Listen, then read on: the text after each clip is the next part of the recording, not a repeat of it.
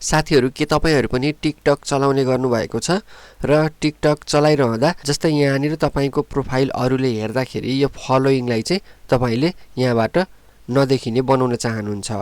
अब त्यसको लागि हामीले टिकटकमा कसरी बनाउन सकिन्छ यहाँनिर गरेर देखाउन गइरहेको छु। सबैभन्दा पहिला यहाँनिर आफ्नो मोबाइलमा चाहिँ टिकटकलाई खोल्नु होला। यहाँनिर यसरी टिकटक खोले। यसरी आफ्नो टिकटक खोलिसकेपछि आफ्नो प्रोफाइलमा जानुहोस्। अब यहाँनिर यसरी आफ्नो प्रोफाइलमा आइसकेपछि जस्तै अहिले हामीले गर्न लागेको के हो त, यदि हाम्रो प्रोफाइलमा अरु कुनै व्यक्तिहरुले हेरे भने त्यसरी अरु व्यक्तिहरुले हाम्रो प्रोफाइल चेक गर्दाखेरि यो फलोइङ चाहिँ देखाउनु भएन। मैले कति जनालाई फलो गरिरहेको छु भनेर देखाउनु भएन।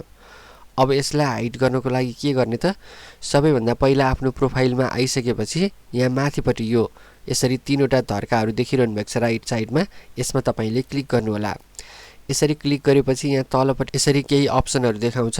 यहाँनिर सेटिङ एन्ड प्राइभेसी भन्ने अप्सनमा जानु होला। यहाँसम्म आयौं हामी। अब त्यसपछि यहाँनिर प्राइभेसी भन्ने अप्सन रहेको हुन्छ, यसमा तपाईले क्लिक गर्नु होला।